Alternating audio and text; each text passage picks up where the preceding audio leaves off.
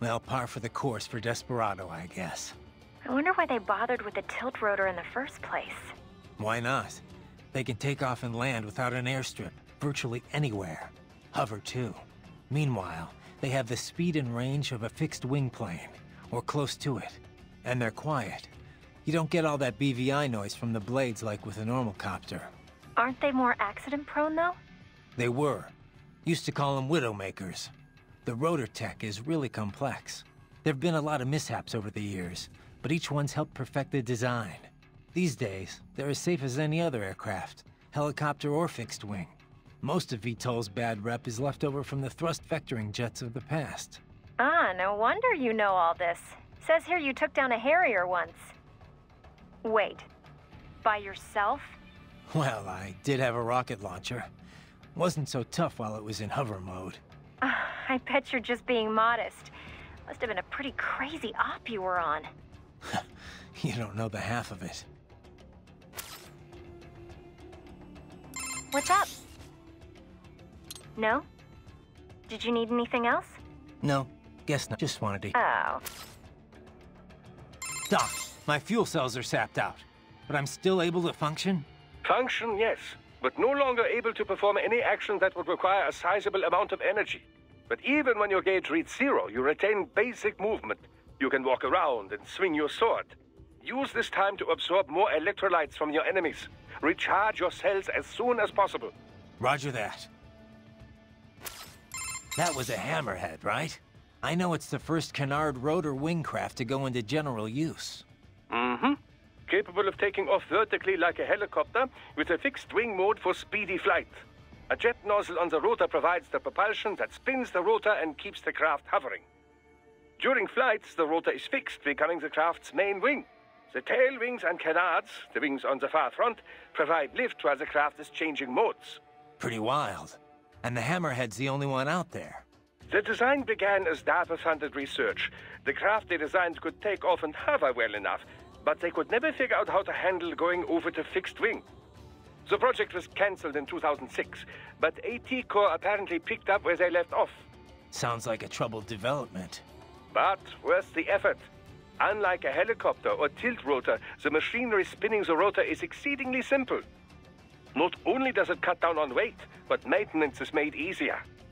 In fixed-wing mode, it is no different from any other jet aircraft, giving it a decisive speed advantage. I must say it's well suited as an escort to a tilt rotor, too.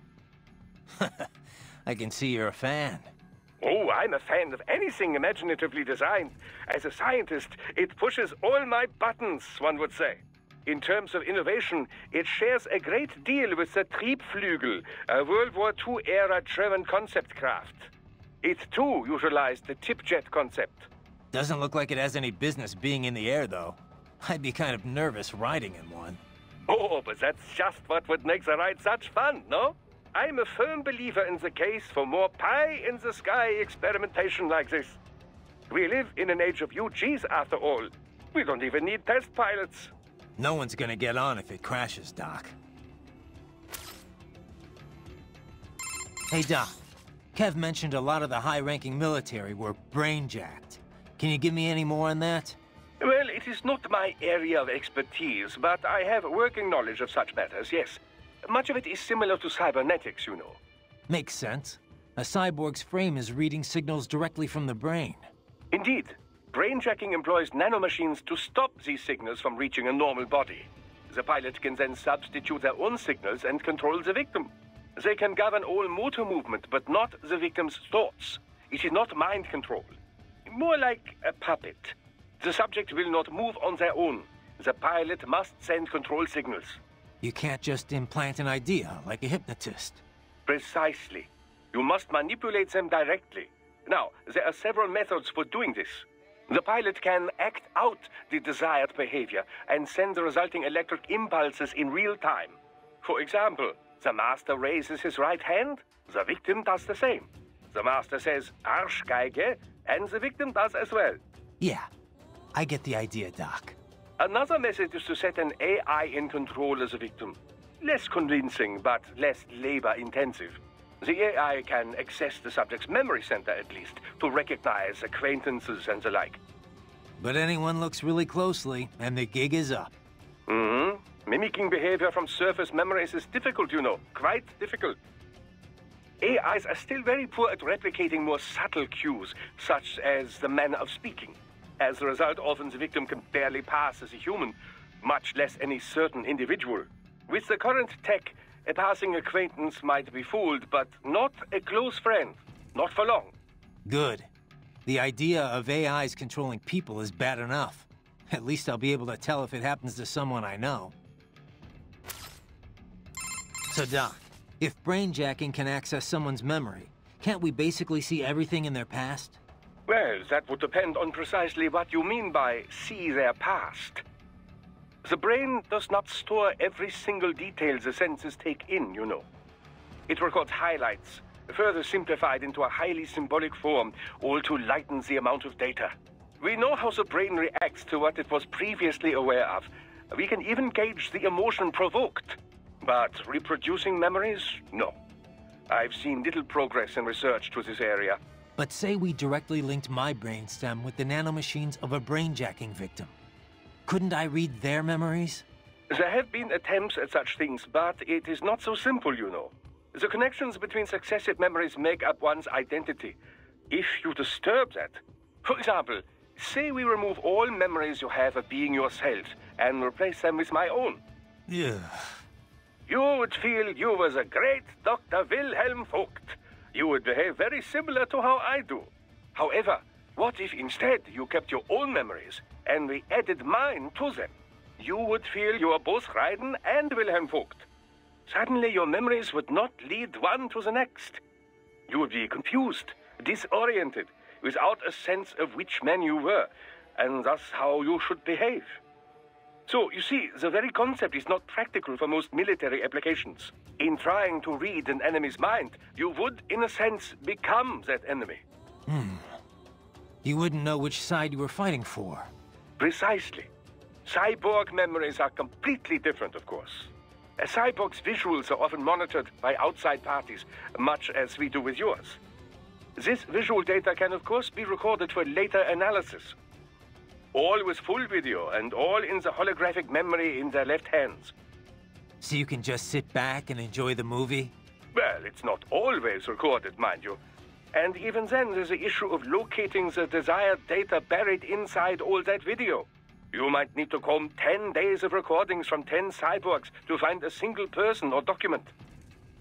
That is 100 days of work. Even replayed double speed, 50 days. Can't you automate the search? Of course. You can flag any time a certain face appears or if certain words are said. But the process is not perfect, and it still requires time, you know. Besides which, often one doesn't know what they are searching for until they find it. But should you ever require a search through your memory, Raiden, I would be happy to assist you. Yeah, for a modest fee, I'm sure. I have to say, Doc, it's almost scary everything nanomachines are capable of. SOP, brainjacking. Oh, but the cyborg is capable of even more. You think? I do. With nanomachines. You know this name has always bothered me, nanomachine. They are much more than smaller versions of existing machines. So much more. You cannot just take a motor and make it all teeny tiny, you know? A human chromosome is 10 micrometers long, roughly. A nanometer is 1/100th that length.